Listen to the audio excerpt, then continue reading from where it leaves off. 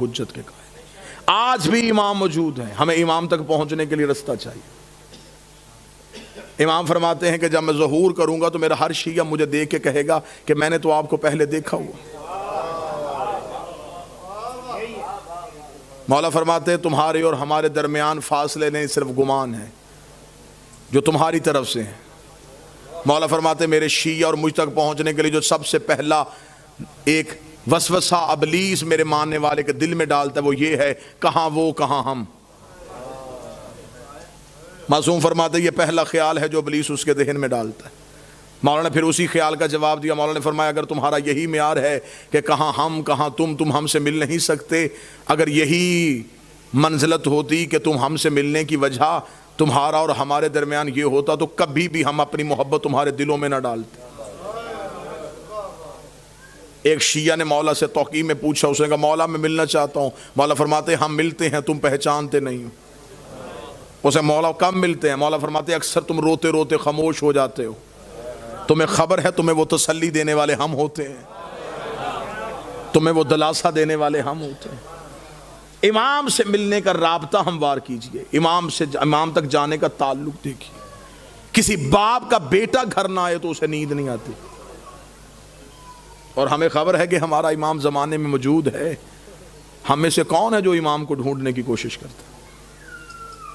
اب ایک لمحے کے لیے یہ گفتگو سنجیدہ پہلو میں آئے گی، لیکن مجھے آپ سے 4 دن سے داد بھی لے چکا ہوں، دعا بھی لے چکا ہوں۔ یہ پیغام ہے، اللہم صلی علی محمد و آل محمد۔ میں نے ایک گھر کی مجلس میں بھی یہ گزارش کی تھی کہ کہیں ہمارا یہ امام کو بلانا کہیں یہ کوفے والا خط تو نہیں؟ خطوط تو کوفیوں نے بھی لکھے تھے امام کو بلانے کے لیے۔ ہمیں امام سے صرف امام کا انتظار نہیں کرنا، امام کے رستے کو ہموار بھی کرنا۔ توجہ آپ صاحبان فرمائیں گے سرکار؟ ہمیں امام کا صرف انتظار نہیں، رستہ بھی ہموار کرنا ہے، امام سے ملاقات بھی کرنی ہے۔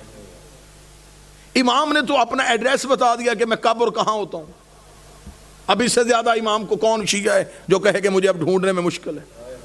امام نے فرمایا ہفتہ والا دن مجھے ڈھونڈنا ہو تو مسجد کوفہ میں آنا، اتوار کو میں مسجد سہلہ میں ہوتا ہوں، سوموار کو میں بقیہ کی قبروں پہ ہوتا ہوں، پھر میں مسجد جمکران میں ہوتا ہوں، شب جمعہ میں کربلا میں ہوتا ہوں، جمعہ میں امیر المومنین کے حرم میں ہوتا ہوں۔ مولا فرماتے طواف کعبہ کرتے ہوئے اور کعبے پہ سیدھی بارش ہو رہی ہو اور مزاب رحمت سے پانی نیچے آ رہا ہو تو سمجھ لینا تمہارا امام طواف میں ہے۔ اب اس سے زیادہ آسان نشانیاں کون بتائے گا؟ امام خود بتا گیا کہ میں اس وقت میں یہاں ہوتا۔ پھر امام نے اگلی نشانی بتائی، امام نے کہا چل تو ہم سے محبت کا دعویٰ کرتا ہے نا، تجھے مجھ تک پہنچنے کی ضرورت نہیں، تو ہمیں بلا۔ اتنا امام کی موجودگی کا یقین رکھو کہ امام فرماتے ہیں کہ دسترخوان میں ایک فرد کی جگہ خالی چھوڑو۔ تمہارے گھر میں بچے پوچھیں گے جگہ کس کے لیے تو کہہ دینا ہمارا امام موجود ہے۔ عرب کی ایک مستور برقع پہن کے سوتی تھی، مستورات نے کہا کیوں برقع پہن کے سوتی ہے؟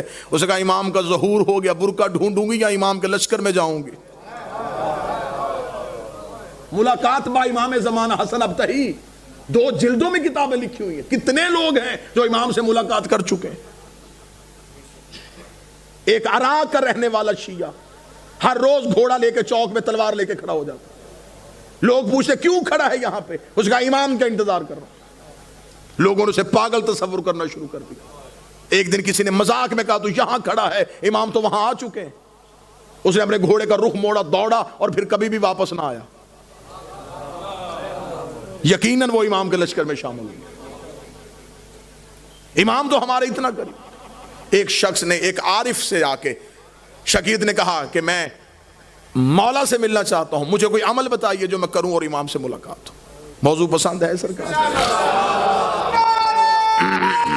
یا علی مشکلوں میں کچھ، مجھے کوئی عمل بتائیے میں مولا سے مل سکوں۔ انہوں نے کہا عمل یہ ہے کہ رات کو تیز نمک والا کھانا کھا کے سونا۔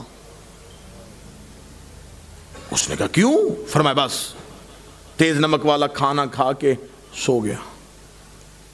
صبح آیا میں سو گیا تھا جی رات، لیکن زیارت نہیں ہوئی۔ اس نے کہا خواب میں کیا دیکھتا رہا؟ اس نے کہا پانی، اس لیے کہ میرے دل میں پانی کی طلب تھی۔ اس نے کہا جتنی طلب تیرے دل میں پانی کی تھی اتنی امام کی کر، ملاقات ہو جائے گی۔ شدت پیدا کر امام سے ملنے کی، خواہش پیدا کر امام سے۔ ایک شخص کو خبر ہوئی کہ کربلا میں مولا امام حسین کے حرم میں جو 40 روز زیارت عاشورہ پڑھے، امام اس سے مل لیتے، اور یہ آج بھی ہے، منقول ہے روایات میں کہ حرم امام حسین میں زیارت عاشورہ کا 40 روز کا عمل کیا جائے تو امام مل لیتے۔ وہ 40 روز زیارت عاشورہ کا عمل کرنے کے لیے چلا گیا، جیسے جیسے دن گزرتے گئے ذہن میں اعتماد ختم ہوتا رہا کہ نہیں، ملاقات نہیں ہو سکتی، میں اس قابل نہیں ہوں، میں گنہگار ہوں، وہ مجھ سے نہیں ملیں گے۔ بس یہ اعتماد کم ہوتا گیا، دن قریب آنے شروع ہو گئے، ذہن میں آیا گھر واپس چلا جاؤں، بچے اکیلے ہوں گے، کاروبار تباہ ہو رہا ہوگا۔ گھوڑے پہ بیٹھا اور حدود حرم سے نکلا۔ جب وہ کربلا سے نکل رہا تو گھوڑا سوار اس کے ساتھ چلا۔ گھوڑا سوار کی آواز آئی، کہاں جا رہا ہے؟ کہنے لگا کوفہ۔ کس رستے سے جائے گا، خشکی کے یا فرات کے؟ کہنے لگا خشکی کے رستے۔ گھوڑا سوار کی آواز ہے، پھر کوفہ میں ایک میرا کام کرے گا، ایک امانت ہے، وہ کوفہ میں ایک شخص کو دے دینا۔ کہنے لگا کیا امانت ہے؟ اس نے کہا کوفہ میں ایک ریان نامی شخص رہتا ہے، اسے یہ 40 دینار دے دینا۔ جب تو اس کے دروازے پہ جائے گا، دستک دے گا، صبح کا وقت ہوگا، وہ دروازہ کھولے گا، اس کے بازوؤں پہ خون کے چھینٹے ہوں گے، پریشان نہ ہونا، وہ قصاب ہے، صبح صبح جانور ذبح کرتا ہے۔ ذہن میں پھر نہ آیا کہ جو پہنچنے سے پہلے وجہ بتا رہا ہے۔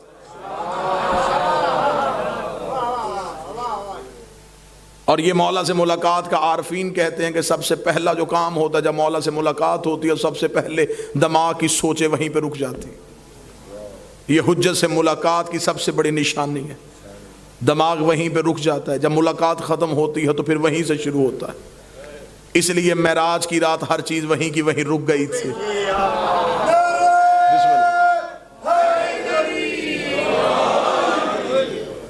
اب جب گھوڑا سوار واپس پلٹا تو اس نے آواز دے کے کہا، اس نے کہا اگر وہ پوچھے یہ کس نے دیے ہیں تو اپنا نام تو بتائیے۔ گھوڑا سوار کی آواز ہے، کہہ دینا بقیہ نے دیے۔ میرے مالک کا ایک لقب ہے بقیت اللہ۔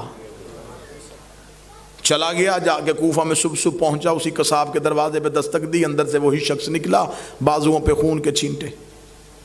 دیکھیں گے مجھے خبر ہے تو صبح صبح جانور ذبح کر رہا ہے۔ کہاں سے آیا؟ کہنے لگا کربلا سے آیا ہوں۔ تو میرے دروازے پہ کیوں آیا ہے؟ میرے پاس تیری ایک امانت ہے، یہ 40 دینار کسی نے کربلا سے دیے، اسے کہا ریان کو دے دینا۔ آنکھیں کھلی کی کھلی رکھ، رک یہیں پہ۔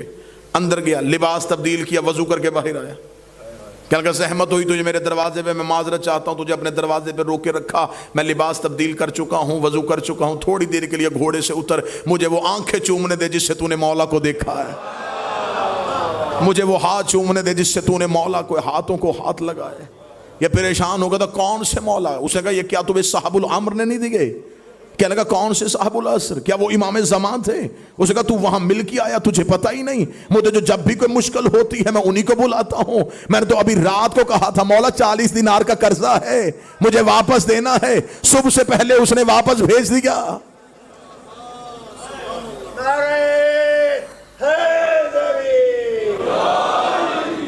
مولا فرماتے اتنا مجھ پہ یقین کرو، جب تمہارا یقین اتنا بڑھ جائے گا پھر تم اپنی مشکل کسی کو بتاؤ گے نہیں۔ اب یہ محبت کا معیار ہے۔ امام فرماتے میرے شیعوں مجھ سے رات کو سرگوشیاں کیا کرو، سرگوشی کیا تکیے کے سر رکھ کے اپنے دکھ مجھے سنایا کرو۔ امام فرماتے تو تکیے پہ سر رکھ کے مجھے اپنے دکھ سنا کے سو جا، صبح کا سورج طلوع ہونے سے پہلے تیرے دکھ نہ ٹالوں، مجھے بطول کا لال نہ کہنا۔ تو مجھ پہ اعتماد تو کرو، تو مجھ پہ یقین تو کرو، تو مجھ تک پہنچنے کا رستہ تو تلاش کرو۔ امام فرماتے ہیں میرا شیعہ وہ ہے جو میرا ظہور ہر روز مانگے، وہ ساری زندگی اس کی حالت ایسی رہے جیسے اس کی کوئی چیز گم ہو چکی ہے اور وہ اسے ڈھونڈ رہا ہے۔ شیعہ بھی اور اسے یہ بھی پتا ہو کہ میرے وقت کا امام کہیں نہ کہیں خون رو رہا ہے، پھر اس کے دل میں یہ طلب ہونی چاہیے کہ میں امام تک کسی نہ کسی طریقے سے پہنچوں۔ ملاقات امام سے ہے، قبلہ تشریف فرمائے، ملاقات ممکن بھی ہے۔ ہاں امام ملتے ہیں ہر کسی سے اس کی معرفت کے مطابق، اس کے عرفان کے مطابق، آئیں گے ضرور، برا ہو صحیح آئیں گے ضرور۔ چلے میں تحفہ دوں آج کی آخری مجلس میں، ہدیہ دوں. مولا فرماتے جس دن تم چاہو کہ تم مرنا نہیں چاہتے، جس دن تمہارا جی زندہ رہنے کے لیے ہو کہ آج میں زندہ رہنا چاہتا ہوں، عمل یہ ہے مولا فرماتے اس روز آنکھ کھلے تو اٹھتے ہی، بلکہ یہ روز کا معمول بناؤ، آنکھ کھلتے ہی السلام علیکم یا صاحب العصر والزمان، اے میرے وقت کے امام تجھ میں میرا سلام. اللہم صلی علی محمد وآلہ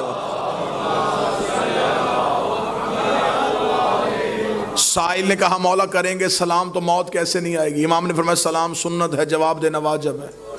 تم سلام کرو گے وہ جہاں بھی ہے واپسی میں جواب دے گا علیکہ السلام. جب وہ کہہ دے سلامتی ہو تو پھر موت کیسے آ سکتی؟ اب امام تک پہنچنے کا رستہ کس نے تعین کرنا ہے؟ جب حجت موجود ہو تو پھر ہمیں غیر کے دروازے پہ جھکنے کی ضرورت ہی نہیں رہی. سرکار صادق بادشاہ کا دور تھا. اللہم صلی علی محمد وآلہ.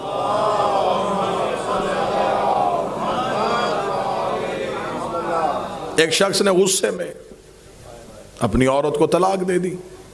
شہر کے علماء سے حل پوچھا، انہوں نے حل بتایا، تسلیم نہ کرنے کے لیے ذہن تیار تھا.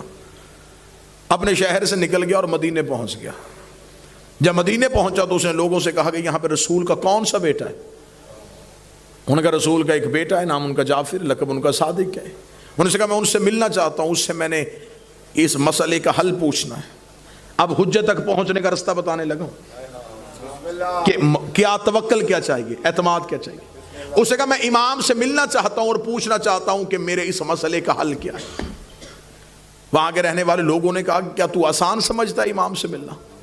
حکومت نے پابندی لگائی ہوئی ہے، امام سے ملاقات کا تصور بھی نہیں. امام کو گھر میں نظر بند کیا ہوا ہے، گلی میں مخبروں نے گھر لیے ہوئے ہیں، فوجیوں کے پہرے ہیں، سپاہیوں کا ہجوم ہے، تو امام تک نہیں پہنچ سکتا. یہیں سے واپس چلا جا. اور اگر کوئی دینی مسئلے کے بارے میں جواب لینا ہے تو یہاں پہ بہت سے ایسے لوگ ہیں جو دین کے بارے میں جانتے ہیں. اس نے کہا نہیں، جب وارث دین موجود ہے تو پھر میں کیوں کسی کے پاس جاؤں؟ انہوں نے کہا پھر تو ان سے تو نہیں مل سکتا، ان سے تو ملنے پہ پابندی ہے. میں واقعہ پڑھتا جاؤں گا اور آپ نے آج کے دور میں اسے دیکھتے چلے جانا یہ کہاں کہاں نشانیاں دے گا. اس نے کہا جب امام موجود ہے تو میں کیوں پوچھوں، میں امام تک پہنچوں گا. انہوں نے کہا پھر تو امام سے تو نہیں مل سکتا کیونکہ ان سے ملنے پہ پابندی ہے. اس نے کہا پابندی بتا رہی ہے کہ یہ سچا ہے، اس لیے کہ جھوٹ پہ کبھی پابندی نہیں ہوتی، پابندی ہمیشہ حق پہ ہوتی. لہٰذا میں امام تک پہنچوں گا، ہر صورت پہنچوں گا. اب یہ جب بھی اس گلی میں داخل ہو، فوجی روکیں، سپاہی روکیں، خوف میں آ جائے، ڈر جائے، واپس آ جائے. ایک کتاب میں روایت ہے 1 ماہ، ایک میں روایت ہے 3 ماہ تک مدینے کے باہر ایک سوال کے جواب کے لیے امام کے شہر میں موجود. مسلسل مدینے میں پھرتا رہا، صرف ایک ہی مقصد، امام سے ملاقات ہو جائے، امام سے ملاقات ہو جائے، امام سے ملاقات. اور امام موجود ہیں اور ملاقات نہیں ہو رہی. اب تھک گیا، مدینے کے باہر بیٹھا تھا اور یوں شہر کی طرف دیکھ رہا تھا اور اپنے روح کے اندر سے باتیں کر رہا تھا کہ میری کون سی غلطی ہے. موجود بھی ہیں آپ اور مجھے یہ بھی خبر ہے کہ آپ کو بھی پتا ہے کہ میں آیا ہوں، آپ جانتے بھی ہیں کہ میں آپ کے شہر میں ہوں، پھر آپ مل کیوں نہیں رہے؟ ابھی یہ باتیں کر رہا تھا، یہ قریب سے سبزی فروش گزرا. اس نے سبزی فروش کو روکا. کہاں جا رہا ہے تو؟ اسے کہا مدینہ آبادی میں. کیا کرتا ہے؟ اسے کہا سبزی بیچتا ہوں. کبھی محلہ بنی ہاشم میں بھی گیا ہے؟ اسے کہا روزانہ جاتا ہوں. تجھے کوئی نہیں روکتا؟ اسے کہا مجھے کس نے روکنا ہے، میں سبزی فروش ہوں، میں تو اپنے کاروبار کی غرض سے آتا ہوں. وہ جو فوجی اور سپاہی کھڑے وہ تجھے کچھ نہیں کہتے؟ اسے کہا انہیں خبر ہے کہ میرا امام سے کوئی سروکار نہیں. اسے کہا رک، یہیں پہ رک. سبزی بیچے گا؟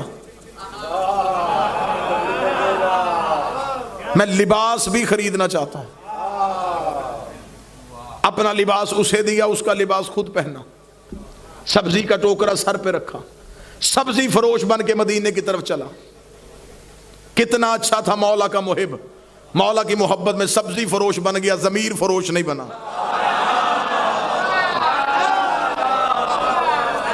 جھکا نہیں کسی کی. سبزی فروش بن کے مدینے میں داخل ہوا. مدینہ گلیوں سے گزرتا گزرتا گزرتا محلہ بنی ہاشم کے قریب پہنچ گیا. اب سائل اپنی منزل کے قریب جا رہا ہے, پیاسا چشمے کی طرف بڑھ رہا ہے, شدت طلب تیز ہو چکی ہے, دل کی دھڑکنیں قابو میں نہیں رہ رہی. جس محلے کو حسرت سے دیکھتا تھا اب اس گلی میں داخل ہونے لگا ہے. جو ہی داخل ہوا فوجیوں نے رستہ روکا. ایک ہی آواز ہے, یہ تو وہی سبزی فروش ہے جو روز آتا ہے. رستہ کھل گیا, گلی میں داخل ہو گیا. اب دل کی دھڑکن کانوں میں سنائی دے رہی تھی. اپنے ہی پاؤں خود سے ہی اٹھائے نہیں جا رہے تھے. مدت سے جس کی تلاش میں تھا وہ منزل اب آنکھوں کے سامنے تھی. امام کے گھر کی طرف بڑھتا چلا جا رہا تھا, یا پھر آگے سپاہیوں نے روکا, پھر رستہ ملا, پھر آگے چلا گیا. جو ہی امام کی حویلی کے سامنے سے گزرنے لگا اب بے ساختہ آنکھوں سے آنسو آ گئے, اور دل کی دھڑکن سے ایک آواز, لب نہیں ہلے, متحرک نہیں ہوئے لب, دل کے دھڑکنوں سے وہ زبان جو دل کی ہے, جو لہجہ دل کا ہے, جو نیتوں کی زبان ہے, وہ بولی. اور دل سے بول کے کہنے لگا, یہاں تک تو میں آ گیا, اب تو بھی تو کرم کر دینا, اب یہاں سے آگے تو بھی تو بلا لے. ابھی امام کی حویلی کے بالکل دروازے سے گزر رہا تھا اور حسرت سے اس در کو دیکھ رہا تھا. ذہن میں خیال تھا, اسی کے اندر بیٹھا ہے وہ میرا مولا, یہیں بیٹھا وہ میرا وارث, جس کو ملنے کے لیے, جس کو دیکھنے کے لیے آیا ہوں. اب جو ہی قدم آگے بڑھنے لگا یا امام کی حویلی کا دروازہ کھلا, باہر آ کے امام کے نوکر نے آواز دی, سبزی فروش دے کے لینی. نوکر کی آواز آئی, سبزی فروش اندر آ. آج مولا نے سبزی دے کے لینی. خوش ہوا, جلدی سے مرا. سپاہی آگے آگے کھڑے, کدھر؟ اسے کہا یہ غلام کہہ رہا ہے, اس کی آقا نے بتا. اسے کہا تجھے خبر ہے اندر کون ہے؟ نہیں, اندر تو شیعوں کے امام ہیں, حکومت نے پابندی لگائی ہے, کوئی ان سے ملاقات نہیں کرے گا. اسے کہا میں ملاقات کے لیے نہیں, میں تو کاروبار کی غرض سے. سپاہیوں نے کہا ہم تمہارے ساتھ جائیں گے. دو سپاہی پھر ساتھ چلے, دل کی دھڑکن پھر قابو سے چلی گئی. مدت کے بعد وہ منزل آئی, لیکن اب کیا ہوگا؟ امام کے صحن میں جا کے بیٹھ گیا. اب نظریں ہیں دروازے کی طرف. کتنا خوش نصیب تھا, وارث کے صحن میں بیٹھا تھا. نظریں اس پردے پہ تھی جس کے پردے کے پیچھے وہ حسن انبیاء کا وارث بیٹھا ہوا تھا. یوں دروازے کی طرف حسرت سے دیکھ رہا تھا اور اپنے دل میں کہہ رہا تھا, چل کچھ پوچھ نہیں سکتا سپاہیوں کی وجہ سے, دیکھ تو لوں گا, زیارت تو ہو جائے گی. آج یہ تو دیکھوں گا کہ محمد کیسے تھے, آج یہ تو پتہ چل جائے گا کہ علی کیسے تھے, حسن حسن کیسا تھا, کریمی حسین کیسی تھی. دروازے کی طرف حسرت کی نگاہ سے دیکھ رہا تھا, یا پردہ اٹھا. امام کا پہلا قدم صحن میں آیا, سر پہ رسول والا امامہ, جسم پہ امیر المومنین کی عبا, ماتھے پہ سجدے کا نشان. حسن یوسف کو شرماتے ہوئے امام کے قدم بڑھے. امام اس سبزی کے ٹوکرے کے قریب بیٹھے. یہ امام کو ایسے دیکھ رہا تھا جیسے مصر کی عورتوں نے یوسف کو دیکھا تھا. یہ امام کے چہرے پہ اتنا متوجہ تھا کہ نظریں امام کے چہرے سے ہٹ نہ رہی تھیں.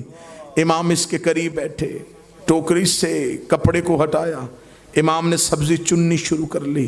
امام کی نظریں جھکی ہیں. اس کے ذہن میں آیا کہ میں تو سوال پوچھنے آیا, یہ تو واقعتاً سبزی لے رہے ہیں.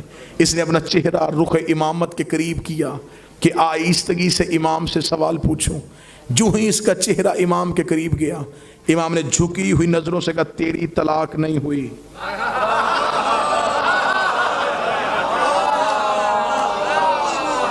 اس نے کہا مولا میں نے سوال پوچھا تو نہیں. فرمایا ہم سوالات کے محتاج نہیں ہوتے.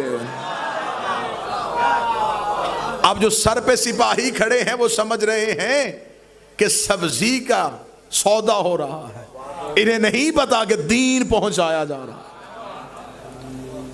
اب کاش وقت ہوتا امام قرآن کی آیات بتاتے, احادیث دیتے. اس نے آہستگی سے کہا, اس نے کہا مولا واپس جاؤں گا, میرے شہر کے لوگ بڑے ظالم ہیں, وہ کہیں گے صرف اتنا پوچھ کے آ گیا کہ نہیں ہوئی, کوئی ایک دلیل تو مجھے دے دیں جو جا کے میں دے سکوں, جا کے جواب بتا سکوں.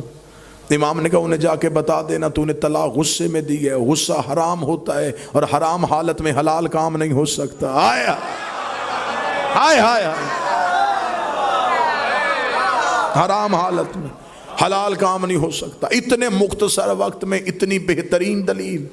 امام نے دلیل اس کے حوالے کی. اب وہ اپنے جذبات پہ قابو نہ رکھ سکا, چیخ مار کے اٹھا, سپاہیوں نے بازوؤں سے تھام کے کہنے لگا مولا اب مجھے کوئی زندگی سے محبت نہیں, اب مجھے موت کا کوئی ڈر نہیں ہے, اب میرے جسم کا لہو تیرے قدموں میں بھی چلا جائے اس سے بڑا عزاز کوئی نہیں ہے کہ میرے جسم کا لہو تیری محبت میں تیرے قدموں میں آ گیا. یہ کہتے ہوئے سپاہی اسے گھسیٹ کے دروازے کی طرف لے کے جا رہے تھے اور یہ مسلسل امام کا چہرہ دیکھتا جا رہا تھا, اور روتے ہوئے اس نے دروازے پہ جا کے ایک ہی سوال کیا. اس کا ایک سوال کا جواب اتنا دے دیجئے کہ 3 مہینے ہو گئے مجھے مدینے کی گلیوں میں پھرتے ہوئے, روز سوچتا تھا کہ آج گھر چلا جاؤں, آج گھر چلا جاؤں, آج گھر چلا جاؤں, کون سی چیز ہے جو مجھے جانے نہیں دیتی تھی. امام اٹھ کے کھڑے, امام نے کہا ایک دن بھی تیری ماں نے تیری امانت میں خیانت کی ہوتی تو کبھی بھی میرے دروازے پہ آ ہی نہیں سکتا. تیرے حلالی ہونے کی دلیل ہے کہ تو حجت تک پہنچ. اب ہمارا امام تک پہنچنے کا ایک ہی ذریعہ ہے, اپنے توکل کو بلند کیجئے, اپنے اعتماد کو بحال کیجئے, یقین کی منزل پہ آئیے اور یہ یقین رکھیے کہ ہمارے وارث موجود ہیں, ہمارے امام ہمیں دیکھ رہے ہیں. جب یہ یقین آ جائے گا نا کہ امام موجود بھی ہیں, دیکھ بھی رہے ہیں, پھر گناہ کون کرے گا. جو بیٹا باپ کے سامنے سگریٹ نہیں پیتا, جب اسے یہ ذہن میں ہو کہ میرا امام موجود ہے, پھر وہ غلطی کیسے کرے گا. لیکن ہم نے اپنے اندر سے وہ یقین ختم کر لیا ہے. ہم سمجھتے ہیں کہ امام ہے, بس آ جائیں گے, آ کے ہمارا بھی انتقام لیں گے, اپنا بھی انتقام لیں گے. نہیں, امام کو ایسے نوکر نہیں چاہیے. امام کو ایسے چاہیے جو آج بھی امام کے عشق میں ویسے کھڑے ہوں جیسے امام کے قیام پہ کھڑے ہونا. ہم ظہور کے بالکل قریب ہیں, اور یہ جو آج چھوٹے چھوٹے مسئلے مسائل, یہ مسئلہ وہ مسئلہ, یہ مسئلہ وہ مسئلہ, یہ مسئلے نہیں ہیں, یہ امام کا چھان باریک ہو رہا ہے.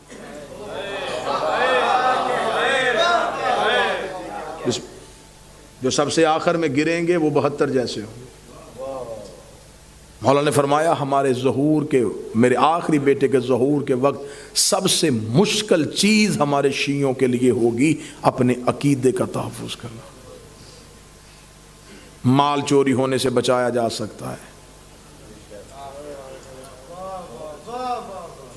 اور عقیدہ چوری ہونے کا خطرہ اس لیے بھی زیادہ ہو جاتا ہے جب چوکیدار ہی چوروں سے مل جائیں. عقائد حقہ کا تحفظ کرنا. ہم حجت کے قریب جا رہے ہیں. مولا فرماتے جب میرے شیعوں کے روزانہ کے اعمال میرے سامنے آتے ہیں تو آپ یہ جملہ سمجھیے گا, اور اس کے بعد پھر گناہ کرتے ہوئے ایک بات ذہن میں, یہ میری روایت کو ضرور آنے دیجیے. امام فرماتے جب میرے شیعہ کا گناہ میرے سامنے آتا ہے تو امام فرماتے اس ایک گناہ کو دھونے کے لیے مجھے اپنے آنکھوں کے آنسو لہو والے استعمال کرنے.